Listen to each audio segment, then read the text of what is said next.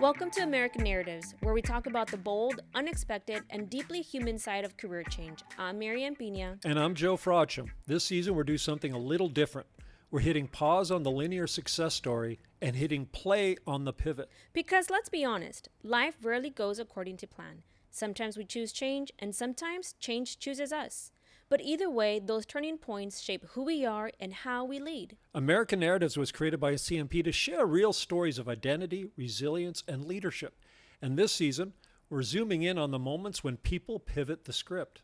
You'll hear from leaders, executives, change makers, and everyday people who've reinvented their careers and themselves with clarity, courage, and a whole lot of honesty. So, if you're in the middle of a change, considering one, or just curious how people bounce forward, not back, you're in the right place. Let's get into it. This is American Narratives Season 4.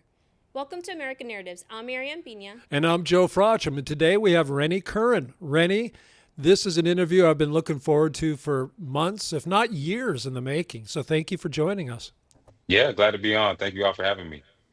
So joining us today, as you heard, it's Rennie Curran, a three-time All-American at the University of Georgia and a 2010 third-round NFL draft pick who turned pro experience into a career as an author, keynote speaker, and a CEO of Game Changer Coaching. Rennie helps teams and leaders build high-performance mindsets, lead through adversity, and navigate major transitions. And off the field, great to have you with us, Rennie. Yeah, glad to be on. Excited. So let's get to know Rennie a little bit more. Tell us real quick, Rennie, what is your favorite movie? So one of my favorite movies, because I got tons, I can go down the list. Growing up in the 90s, I had so many. Robin Williams was one of my favorite actors. As I got older, one of my favorite movies became The Matrix with Keanu Reeves. So Mm, just one of those movies that really makes you think about life and just especially the time we're in. Feel like everybody's trying to escape the Matrix. Some people are still stuck in it. Yeah, that's a little bit of a dystopian view of the world. I'm kind of surprised, Rennie, but it is a very cool movie for sure. wonderful. What's your favorite music or band? Favorite music. So growing up in Atlanta, one of the legends as far as music is Outkast. So they're one of my favorites for sure. Love it. Okay, favorite book or author? Favorite book, man, that's a tough one. But when I transition, which we're going to be talking about later on in the show, some of the books that I read were by a guy by the name of Malcolm Gladwell. So Mm-hmm. Outliers is one of my favorite books. Og Mandino, Greatest Salesman in the World, was another book that I read during that time that really shifted my mindset. So those two books are top of my list. Yeah. And so tell us, as a teenager, what were your career aspirations? Yeah, it's crazy when I think about my days as a teenager because a lot of what I'm doing now is actually exactly what I'm doing. And I was one of those kids who loved getting my dad's lawnmower and going around the neighborhood, knocking doors and trying to make my own money. And once I got a taste of empowerment, it really just stuck with me. I would sell candy sometimes, even with football, I had to sell cards, discount cards. So I always wanted to be an entrepreneur and wanted to give back. So that's what I basically do now. Yeah, I love that, making money and giving back. So let's hone in on your childhood experiences, right? Tell us, where were you from? What schools did you go to? And what were some of those pivotal experiences in your formative years? Yeah, so was actually born and raised here in Atlanta, Georgia. I tell everybody I'm as Atlanta as it gets. My parents came here in the early 80s. My mom came to get her master's in nursing, and she ended up working at Grady Hospital, which is like smack dab in the middle of Atlanta. And that's where like all the, homeless, all the prisoners, like everybody goes to Grady. Everybody has a story about it. My dad fixed shoes. He was the first example of entrepreneurship. And so my first real examples or most powerful experiences as a child was seeing how hard they worked. I mean, anybody listen to this who has immigrant parents, you know that first generation kind of immigrant story, seeing the late nights, seeing the sacrifices, seeing them make something out of nothing. And during this time, on top of their hard work and on top of watching them, there was also a civil war that took place in their home country of Liberia. Over 400,000 people lost their lives during this time. Millions became displaced. So, along with seeing how hard they worked, I also saw them open up their doors to family members, whether it's cousins, uncles, aunts, A lot of times they would help them come over to America and not just get a plane ticket, but I mean, pay for their immigration papers, have them that would live in our three-bedroom apartment. Um, I mean, it would be sometimes 10 of us, in that place. Food would always be cooked. And so just that selflessness, the living of values, faith, hard work, just humility. Those were my earliest experiences, just seeing how tirelessly they worked. And then we later on moved to Gwinnett, which was more in the suburbs. It was about 20 minutes away. And this is where I started playing the game of football at the age of 10 years old. I'd done other things. I played music. Actually grew up playing the piano, drums, and viola. So parents were like, they had no idea about sports whatsoever, but they wanted me to be well-rounded, wanted me to be well-educated. So they really exposed me to different things. But once I found football, that just changed my life. And I tell everybody, it was kind of like we were like the Mighty Ducks, kind of like, remember the Titans? Like our team really stuck together and became a family to the point where we're still connected to this day. And I had a little league coach who was amazing, by the name of Ronnie Benton. He took me to my first University of Georgia game, which was about 45 minutes away. So that became the dream. That's why I made the decision that this is what I wanted to do. I wanted to be a Georgia Bulldog. I wanted to be that hometown kid. And once again, I come from a family where nobody knows about football whatsoever. They just think it's a bunch of people hitting each other. So I'm I'm the youngest of three. I'm the only boy. I'm the knucklehead of the family. And I just had a great, great community, great team of people, not just coaches, trainers who let me train for free. Lunch ladies, janitors, just like a really, really great Mm. community. We fell on some really hard times. Not too long after I came away from that environment of being at Georgia and having that dream, dad lost his business and went through his transition, which was really, really tough to watch. Fell into like alcoholism and depression. My mom got a surgery where she almost died. And so during that time was another pivotal moment in my life where I just saw so many people around me step up, from teachers to coaches, trainers that really poured into me. And just through that was what allowed me to not only achieve that dream of going to University of Georgia, but also eventually making it to the NFL as well. What an incredible story I already, know. man. I I mean, know. the color and the richness of your home life, your set of experiences, the resilience, the challenge, which befalls many family members. I think a lot of some of the symptoms and issues you shared really hit every family at some level. Right. It's very real, and thank you for that. You, in the midst of all this, have learned some things, and maybe a lot of it is that foundation you had of resilience, giving, anything's possible, new culture, immigrant, parents, etc. That's a big part of your story. You caught on to football at 10 years old. Let's start with that career path, right? 10 years old, you had an influence as far as you said a little league coach. I don't think it was baseball, so I assume it was like Pop Warner. I don't know what it was as far as football goes. What are some other influences as you went through middle school and high school? Were there any other kind of key influences for you as you look back? Yeah, I mean, I think we can all think about somebody or a situation that influenced us during that time.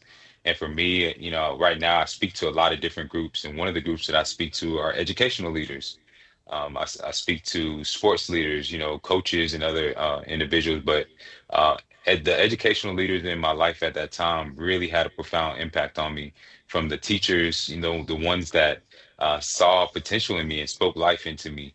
I had a specific teacher, Miss Finnegan, and I always talk about her in my speeches, the fact that like she was one of those people when I was trying to go astray, when I was using school as an outlet, being trying to be the funny guy and the ladies' man, like she always challenged me to be a leader. Like she spoke into the vision that she had for me and not my mistakes and not my habits and the things that I was doing at that time.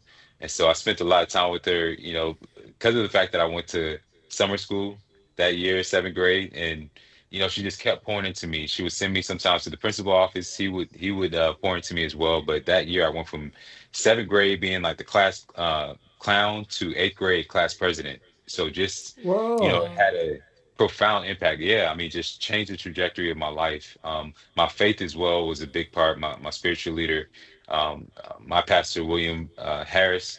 He passed away about 3 years ago, but just the fact that I played drums in church, I was in the front row every Sunday. So having that It's foundation cool. of faith, when things were uncertain, things were not clear, Yeah. it wasn't easy. You coming home and the lights are off, just really, really tough times. I always had my faith to lean back on when football wasn't working out. I tell everybody, like, I was not the prototypical size. I was labeled undersized for my position, didn't fit the mold. I played a position in my younger days, whereas when I got to high school, ended up getting switched, wanted to quit. Every position, I mean, every team I was on, I was always a bench warmer at first, and I had to operate in faith and wait for my opportunity to come. And when it did, I just so happened to be ready. Like that is the real story of my career. It's not the three-time All-American. It's not, the draft pick. It's like the mindset and the faith that I had when I wasn't in those positions. That's what led me to eventually being in the position that I wanted to be. And I think it's so relatable to so many people just in everyday life, because many times we find ourselves in situations we that just blindside us. We're in a job Mm-hmm. that we don't like, our relationship goes bad, whatever the case. And so you have to really make a decision in those moments where it's dark, where it's uncertain, that you're going to operate a certain level. I call it operating at the level of your vision. And that if you can do that and commit to it, it almost always leads to, things that you can't imagine. Well, you can see why people pay for Rennie's time. I mean, That's this is right. already inspirational. We're already getting a lot out of this. A couple of things I'm distilling from it. Man, if you're a teacher, an educator, or have any influence over kids in church, your community, your school that are, kind of early teenagers, adolescents, take it seriously because they might Mm-hmm. not look like they're listening, but they are, right? Yeah. And I know I can say the same thing. I mean, I was from a home that didn't have really an operating father, and Keith Kendall was my coach. Mm. I didn't end up being a three-time All-American at Georgia, so I didn't have your kind of upside, obviously. And he didn't even know he had the influence on me, but he did because he was strong man with very clear right and wrong, and scared you a little bit, Mm-hmm. but also would put his arm around you, and you didn't want to disappoint him, Yeah. and you knew where what side of the road you needed to be on. And when you're that age, you don't ambiguity isn't good. You need some clarity, some face, some direction, and some structure. And certainly, people outside the home have that influence in ways they probably don't even appreciate sometimes. Yeah. Yeah, Yeah, hundred yeah. percent. So did you get recruited by Georgia, or tell us the story of getting to Georgia and then your story of Georgia football, if you could. Yeah, so like I said, I was the long shot. I was the underdog. I'm considered undersized, short linebacker, who's just trying to make it. So basically, my journey looked a lot like the typical underdog story. My little league coach would literally check me out of school, and at that time I was around 14, 15, so I wasn't even nowhere near on their radar. I had one connection to Georgia at that time. It was a guy by the name of Des Williams, and he had the same coach that I had while I was in high school, my sophomore year. So my coach, Dickie May, he connected me to Des. And so my little league coach would check me out. We're going up to their practices, and I'm sneaking in. I'm just an annoying little kid walking around, and just being there, to the point where they'd be like, "Man, aren't you supposed to be at school?" Like, they would be clowning me. And just being around, shaking the coach's hands. But I came back and I got to work. Like, it wasn't just about me going up there and being in the environment. I really, really put the time and effort in. Like I said, I was hungry during this time. I sought out the best coaches in my area, even if I couldn't pay them. My parents couldn't afford it because my mom's paying all the bills, but I would just go there. And many times, because I was humble and because I was willing to ask for help, they let me train for free. And so I took that, ran with it, killed myself in the weight room, in the film room. I would train to fail. So I would put on, if a coach said put on 200 pounds, I'm putting on 220, 230. He said on squat, put 300 on, I'm putting 330. And just, I would fail half the time, but the next week I would come in and I would hit that weight. And then the next week I would do the same thing, go just a little bit harder than I believed I could. And it would, create a new normal, physically and mentally. And so, like, literally, I left high school, and I'm second on the list for all time, like for the weights and mass, like combined. Oh, really? Wow. Wow. Yeah. So pound for pound, I'm the second strongest person to come through that football program. Left there benching 425, squatting 515. In high school, You were benching 425 in high school? Coming out of high school. So he can go into bodybuilding if he's not. That's pretty impressive. I remember I did 228 times or something, and I thought I was the man. I wasn't anywhere close to your territory. That's amazing. Yeah, so it was just this commitment to personal development. And when I think about just my journey and what I do now, it wasn't really about football. It was about strategy. It was about mindset. It was about the work ethic. It was about leveraging my team, my coaches. So I was just relentless and obsessed with improvement and just getting 1% better every single time. And what happened was, I wasn't on anybody's radar my sophomore year, but I just kept making plays. Like I said, I wasn't a starter. I was just operating at the level of my vision, just going hard. Many times when I was a backup, I would be on the field 20 yards behind the starting team, just going as hard as I could, literally as if I was in the game. And then eventually, and this happened at every level, somebody either messed up on a play or somebody got hurt. In high school, it was somebody got hurt, the guy ahead of me who was a defensive team captain. I got in there and I started making plays as a sophomore, eventually became a starter my sophomore year. And then my junior year was when everything exploded. Because of that mentality that I developed, where I just said, I'm going to make every single play or be near the ball on every single down.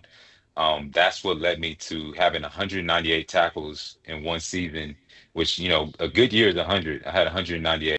And you were playing middle linebacker. What position were you playing? Yeah, playing middle linebacker. Yep. All And right.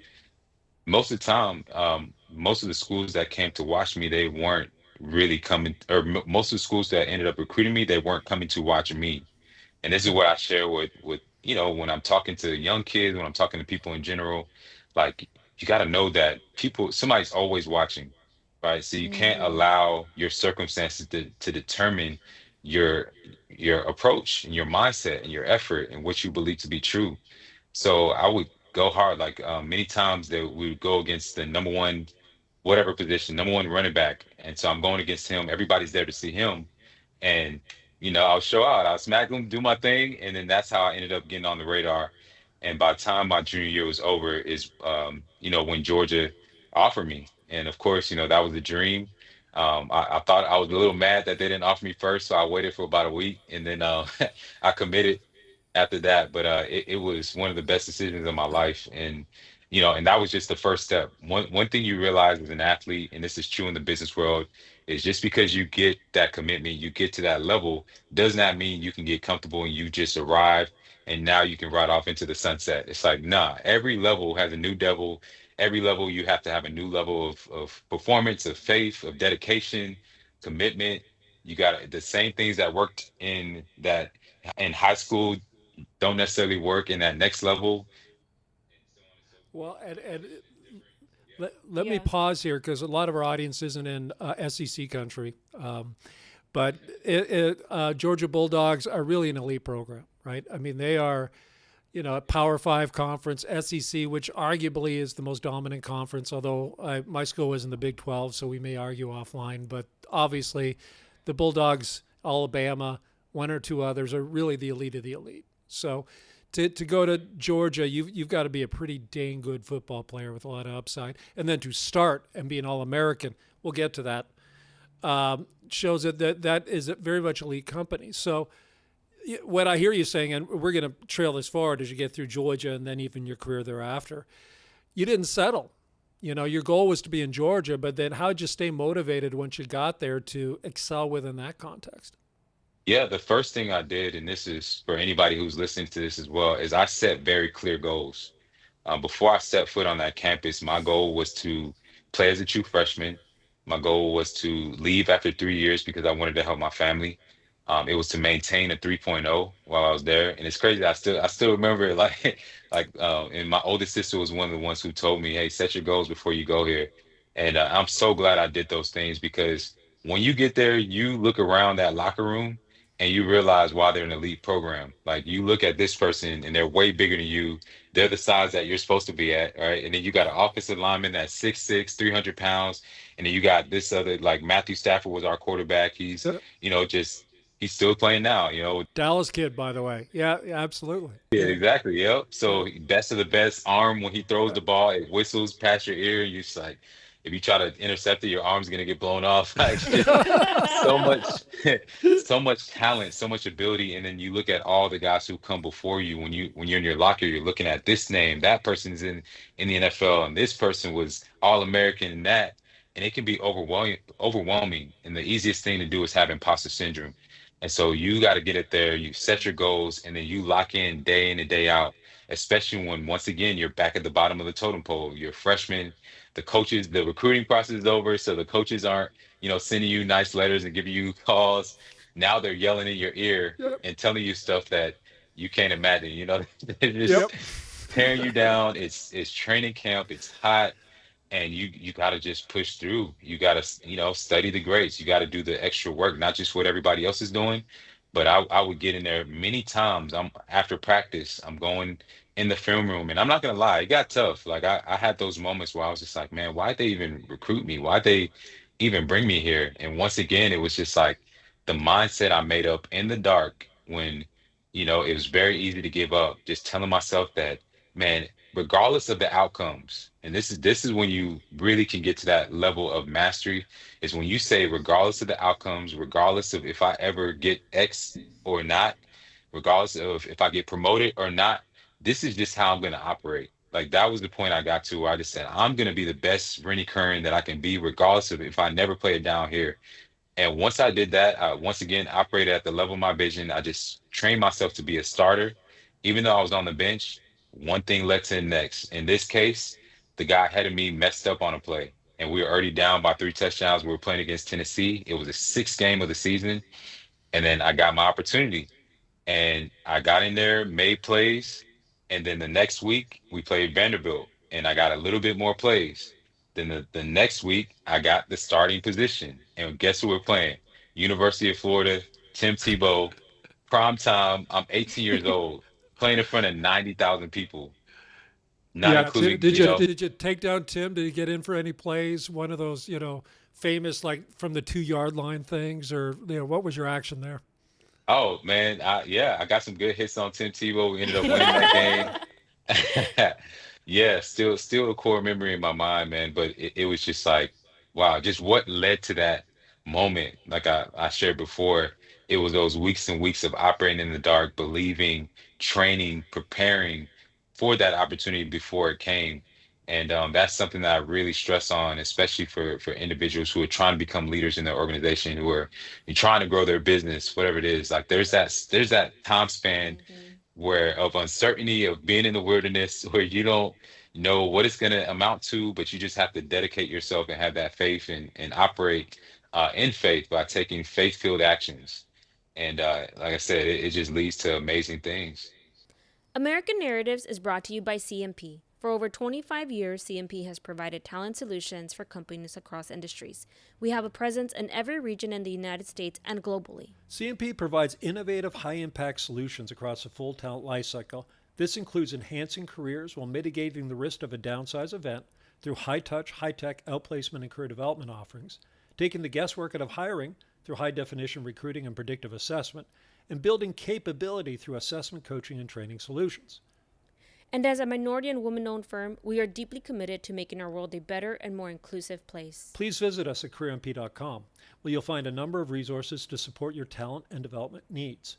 Again, careermp.com. Hope to see you soon. Well, I love it because faith is a substance of things hoped for, the evidence of things not seen. It's us operating against a vision that's not yet reality, which you personified with both in high school and in college. You had a vision. Others didn't see it. You're the only one that saw it, Yeah. but you're 1,000% committed to that vision. Well, it's also a testament to the power of mindset and your faith, right? I think that's a great takeaway for our audience to keep in mind. Love it. I agree. So ultimately you got a lot of playing time, so much so that you were a 3-time All-American. That's that. When did that start? Sophomore year, or how did that work out? And kind of what years were you making the All-American squad? So at the end of my true freshman year, I was a freshman All-American. Sophomore year, All SEC. All-American that year. All 3 years until I left, was an All-American and Buckets Award finalist. Buckets Award is given to the top linebacker in the nation, and so was able to get that and a bunch of other ones. That's huge. No, that's a Mm-hmm. big deal, man. So the Dick Buckus run. So your goal was to leave after 3 years to help your family. Is that what you indeed did? Did you go to Yeah, I the was able to NFL? leave as a junior, and another thing I'll share is that it wasn't, we talked about mindset, we talked about just the dedication and the work ethic, but one thing that I've taken away from football, and as I look back on it now, was how strategic everything was. It wasn't just about getting out there and chasing somebody. You really had to understand strategy, you had to understand statistics, numbers, Hmm. also trying to position myself as a leader, and that's something I talk about as well now. It wasn't just about me being a high performer. It was about also how well did I improve the performance of those around me? How well Hmm. did I communicate? And that's something that holds many companies, many organizations back from high performance is their ability to communicate. And so there were so many like life skills and so many intangibles that I had to learn that also helped to sustain that performance. The ability to still be at a high level, but still be coachable. The ability to receive feedback. So much of that played a role in my success besides just the faith and the mindset and everything. But yeah, when I got to my junior year, at the end of it, I got a grade, a second and third round grade, and that told me I was like, man, the only thing that will take me to the first round grade is if I get taller. That's not going to happen. And so, I just need to go ahead and cash out. And, while my stock is hot and everything. And so my daughter, she was born my sophomore year. And, that played a big role in it as well, just being able to provide for her. And once I signed my name on that dotted line to leave the University of Georgia, now it becomes a business. Now I become Rennie Curran Inc. And so I have to hire an agent. I have to get a financial advisor. I have to get a trainer to help me prepare for the draft. I had to, just do so many things. Now my body is my business. And so the level of training, the level of focus, once again, goes to a whole nother level because now other people's jobs are on the line. Now Mm-hmm. they're gonna draft you, but now you're the face of an organization. You're not just coming in there to play a game. Like you literally are part of an organization, and so it just changes things drastically.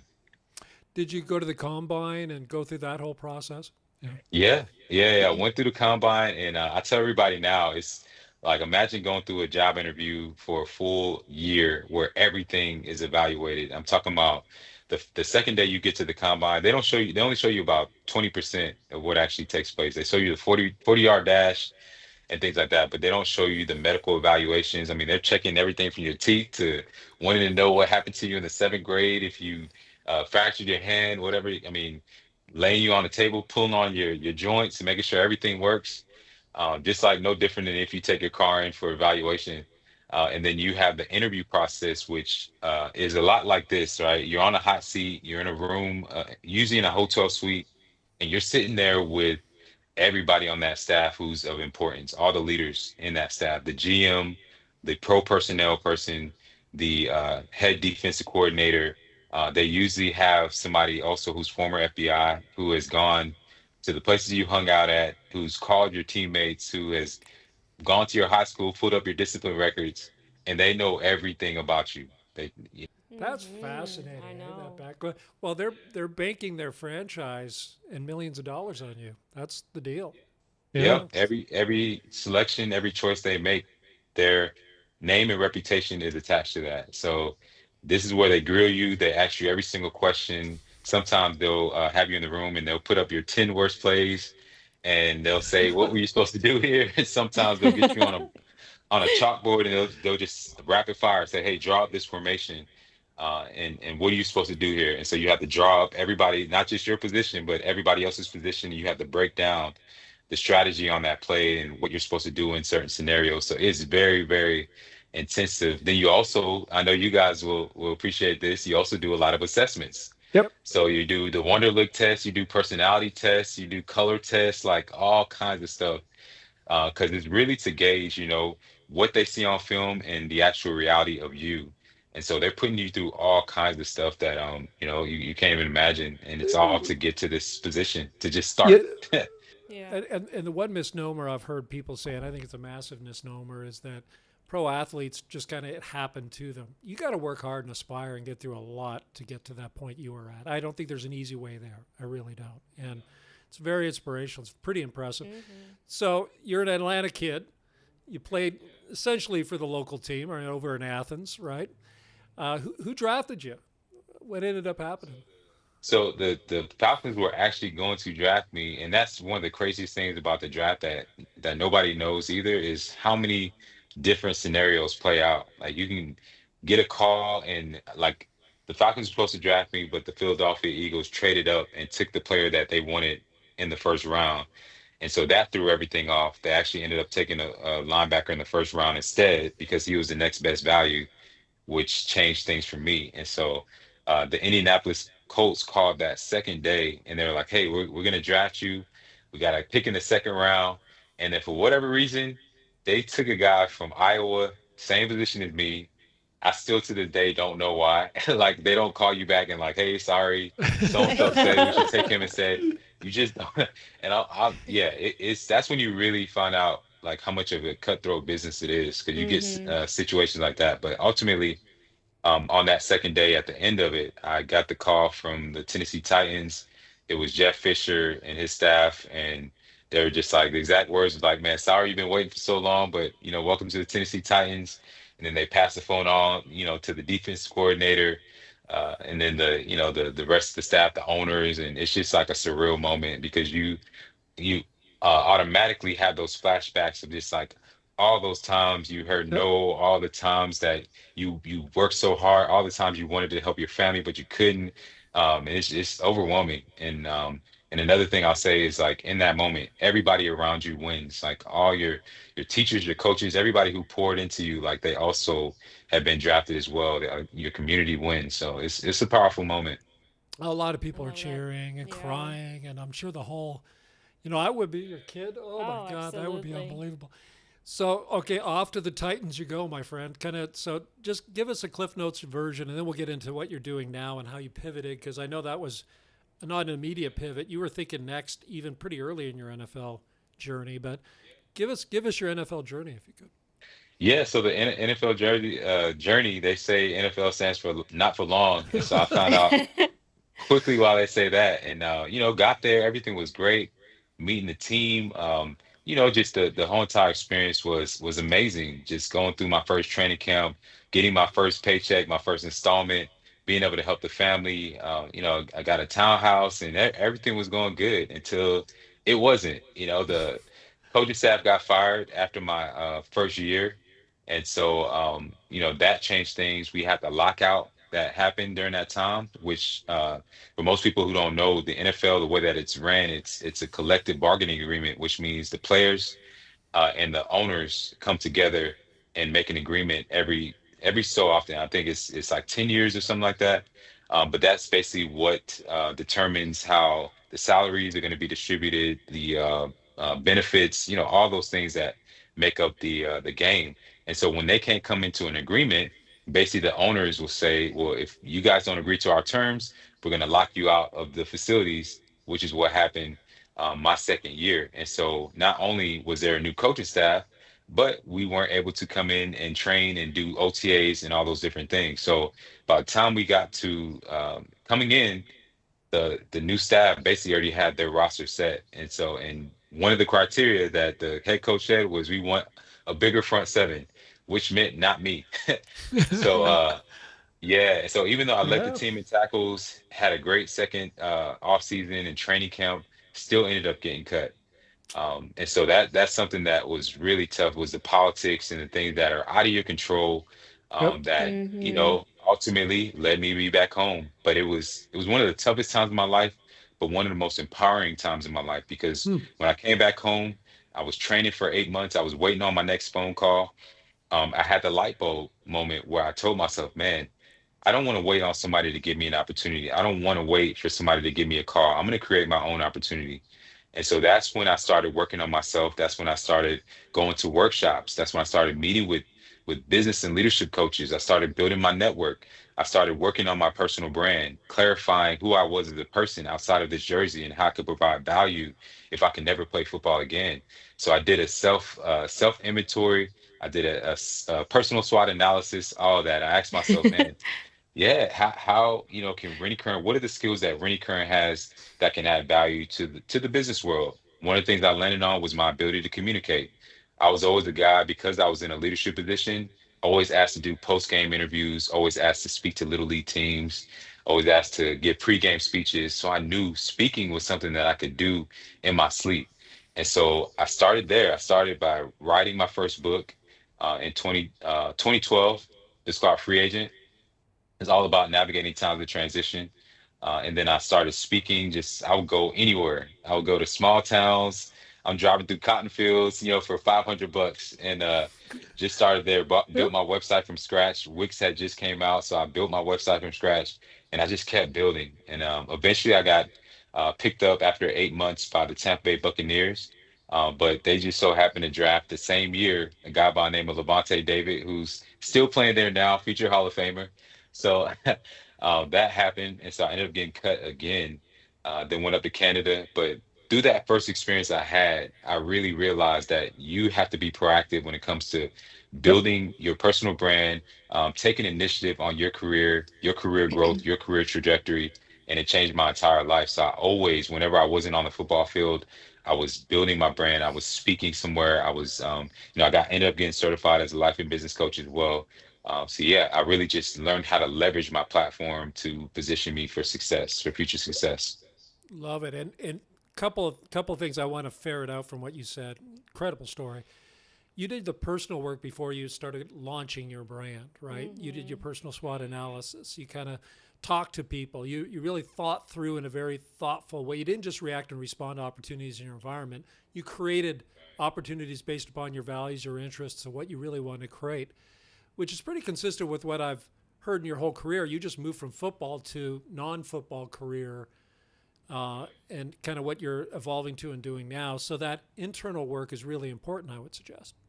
Oh, 100%. It really is where it starts. If you don't do that internal work, you can go and get another job. You can go and be in another industry, but nine times out of 10, you're not going to really be able to what I call integrate a lot of your past experiences into your new experiences and be able to articulate the value that you can bring, which is a major part of career transitioning is just understanding if you're in front of a CEO and you're trying to get a new opportunity, how do you articulate your past experience? How do you share about the value that you brought in that past experience and things like that? It makes such a huge difference. And another thing that I did was I thought about my target audience. Who Hmm. is that? Who are those group of people? What is their not just demographic, but psychographic? What are the things that they think about? What are the problems that they're facing, the challenges that they're having that keep them up at night that I can add value to? And just thinking through all those different things, getting a mentor as well, not having to always recreate the wheel, but also seeing what's already out there, what's already working. Um, and sometimes I call eating crumbs. So if a speaker who's making 10K at that time, if he can't do it, he can only, or an organization approaches him and they only have 2,500, I'm taking those crumbs. You know, I, I, I love that. Yeah. it's funny. I'm not above crumb. I remember when I started launching like 2 decades ago, my own consulting. I always got to yes, right? If someone else didn't have the time, the to dump in, sometimes I'd say I could do stuff, and then I have to figure out how I'm going to do that.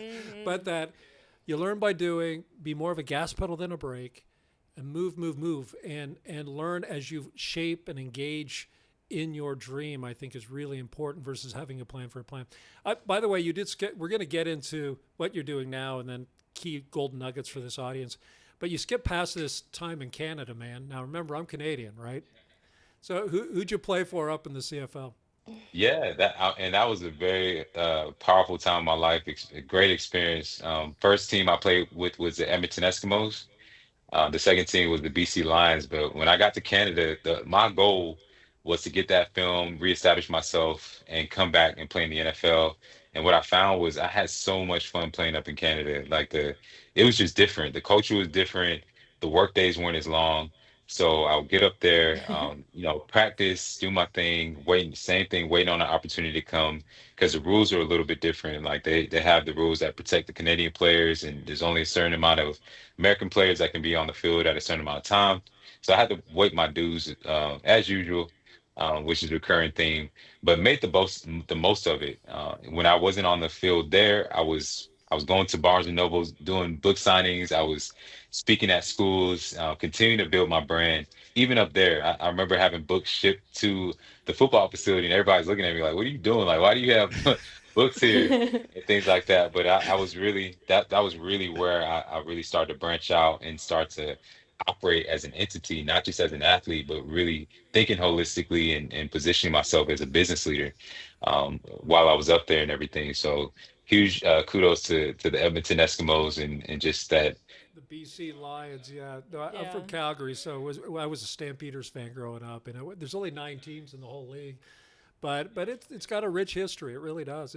Your style of play probably translated very well to the Canadian game, where you have longer and wider fields, 12 men on each side, only 3 downs. My guess is you probably did pretty well in that context. Oh yeah, yeah, 100%. I had some good years up there, made some good plays, got some good film, and was able to actually get opportunity to come back to the NFL. And didn't work out, got the workout, but then secure it. But yeah, it was just a great time overall. Like I said, the only thing that was not good was that cold. That cold weather, I know. Especially Edmonton. I know our Edmonton listeners are getting a little defensive, and I love you, man, but Edmonton Eskimos. Now it's the Elks, but it's a very very cold climate much of the year. All right, transition to post football. Right, at one point you ran through the dream, had lived the dream. You use that as a launch pad for what you're doing now. Tell us what you're doing now. Yeah, so just, once I left football and I didn't leave on my own, choice, I ended up tearing my patella tendon, and that was my sign from God that it was time to move on. But essentially, I just really continue to build on the foundation that I already established. Continue to build my personal brand as a keynote speaker, author, and high performance leadership coach. Continue working with companies whether it's having my own company or as an independent contractor. So I met several people who were in different spaces, whether it's diversity, equity, and inclusion, emotional intelligence. Started not just doing keynotes, but workshop facilitating, also helping people with their personal brand. So I realized there were a lot of people who went through the same experience as me, going from being, whether it's an athlete to transitioning into the business world or an executive wanting to become an entrepreneur. So I started helping people clarify their personal brand and really build strategy around that and help them with their go-to-market strategy as well. And then another thing that I did I really, really enjoyed was I started hosting networking events. That was something that I always love. I've always been a relationship person, love connecting with people. And so I joined a business club. It's called the Buckhead Club here in Atlanta. And I started trying to bring together athletes and business leaders, especially those who are going through transition. And so we hosted the first one. We just took a stab at it. 90 people were in the first one, totally blew our expectations. The second one was 150. The third one was like 300 people. We started adding some structure around it, panel discussions, things like that. And yeah, it's become something. I'm still doing it now. I'm actually going to be doing the next one tomorrow. I think it's going to be like our 30th one or something like that. But yeah, it's been quite the journey. And as you all know, being entrepreneurs, it's nonstop. You're always Yep. trying to make adjustments. You're always trying to make improvements. Things never stay the same, but I can definitely say since becoming a full-time entrepreneur in 2017, there's been consistent growth, and I've been able to Mm-hmm. make an impact and just continue to fine tune my message and my business and just yeah, moving forward. You've bridged the gap between sports and business, and now you're helping others do the same in ways that are pretty compelling. And again, I don't think any of that would have happened if you hadn't done the internal work first and had a great deal of faith in your vision. And you bring those attributes to everything you do, and that's why I'm 1,000% consistently positive that you will always be successful Oh, because it's the absolutely. attributes you bring around those things that are really the formulas for success. Anyway, Well, and I see the common theme, right? That it started out when you were a kid. The one of the first things that you mentioned was the selflessness and living by your family values of hard work and faith. And I see that even in the story that you've been sharing. So as we take a look at those golden nuggets, and for our audience, Rennie, what would you like to leave with them? Yeah, that's a great question.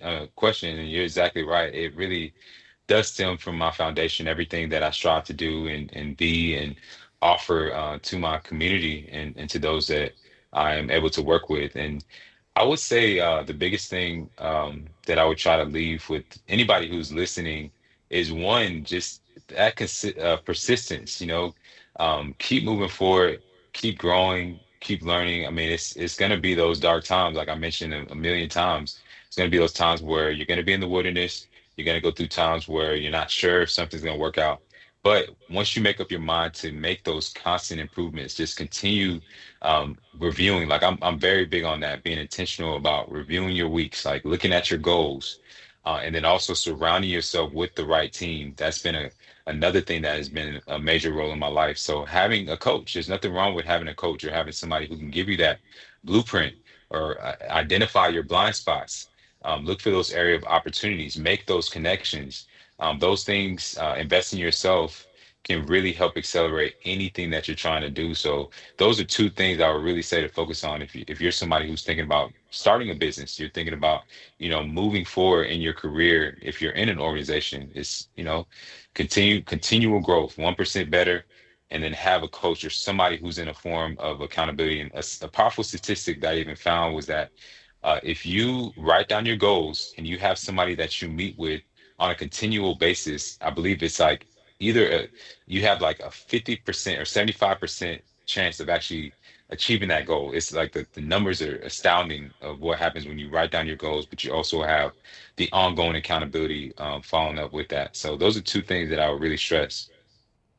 Yeah, thank you for sharing. I'm walking away inspired, and I'm walking away with a reminder. And you mentioned it earlier. There's a devil at every level, and oh my gosh, Yeah, that's yeah. The true, resistance creates right? strength, doesn't create defeat.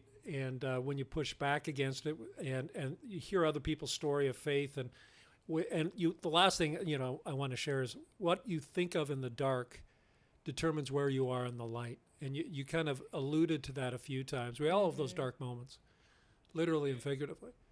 And let's not deny it. It's tough, but kind of what do you choose to do will determine your future in those dark moments. It's pretty powerful. So Yeah, thank you. the power of mindset. Yeah. Yeah. Well, how do the people get a hold of you? One thing, Randy, I know, gosh, last time I looked at your LinkedIn profile was like a year ago, and you had like 20,000 followers, which was pretty impressive. So he is living his kind of whole mantra as far as brand. He's created and still creates a pretty powerful brand.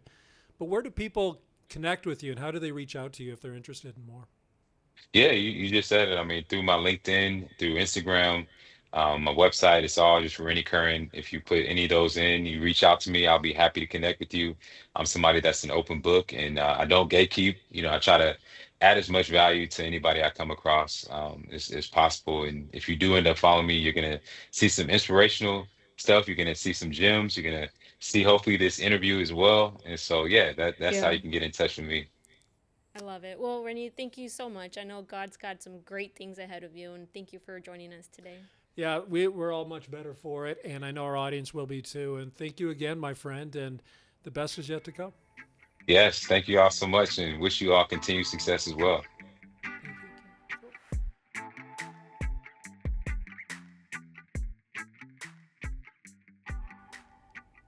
American Narratives is brought to you by CMP, a talent and career transition firm providing solutions across the full talent lifecycle. From recruiting to talent development to outplacement, we help leaders improve our world through deep insights and impactful talent solutions. For more information, visit us at careermp.com.